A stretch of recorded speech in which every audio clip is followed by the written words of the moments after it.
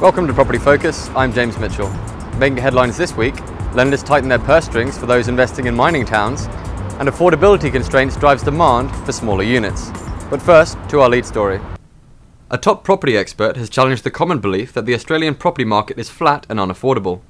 Chairwoman of the Property Investment Professionals of Australia, Margaret Lomas, told Property Focus that Australia has thousands of markets all performing at different speeds, and there are still affordable options for investors. We need to be considering markets like the outer suburbs of Adelaide and some of our regional markets in both New South Wales and Victoria, and some of the large regional centres in Queensland are going to show some significant growth in rental yields and values. Mining towns such as Port Hedland and Gladstone, which offer rental yields of over 12%, are continuing to attract property investors.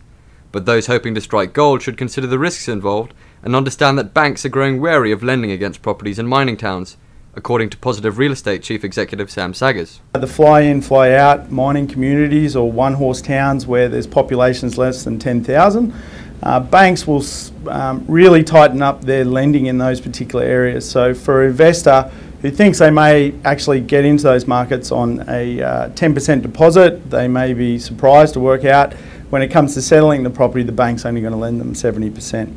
The issue of affordability and changes in lifestyle choices are forcing Australians into smaller residences, creating stronger demand for units, Positive Real Estate founder Jason Whitton has claimed. Speaking to Property Focus, Mr. Whitton said that the widespread belief that one-bedroom units and studios provide little resale value is an outdated myth.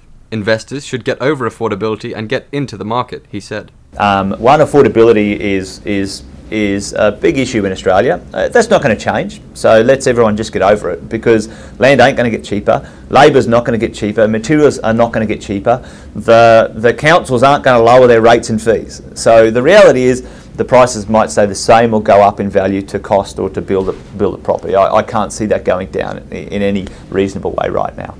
And don't forget that the November issue of Smart Property Investment is now on newsstands. Pick up a copy today to find out where you can invest for under $300,000 and achieve a 7% return. We review the nation's top 30 suburbs, plus the Fast 5 with over a 10% yield. That's what's making news this week. I'm James Mitchell. Thanks for joining us.